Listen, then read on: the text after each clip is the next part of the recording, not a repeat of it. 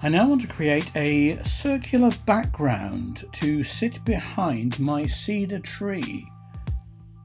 I'm going to select the ellipse tool from the toolbox. I'm going to pick a colour for the background.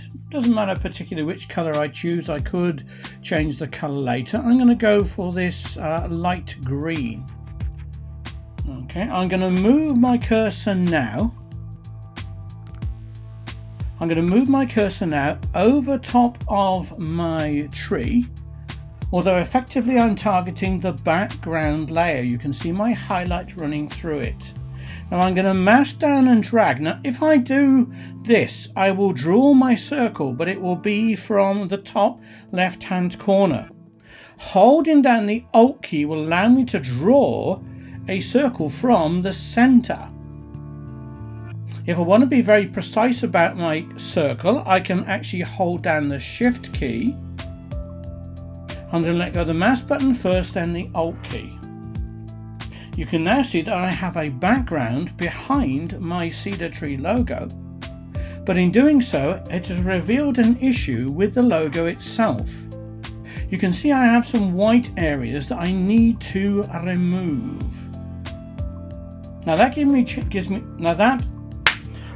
the chance to show you some selection techniques. I'm going to change layers. I'm going to switch, so I'm targeting the cedar tree layer.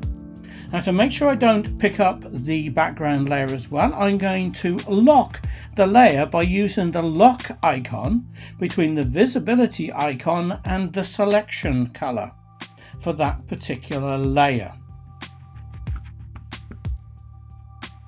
Now I'm going to use the Magic Wand tool. The Magic Wand tool selects by color.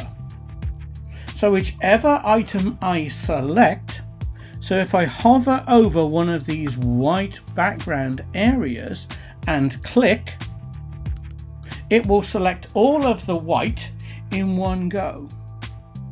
What I can then do is backspace to delete those areas to reveal the background behind the tree.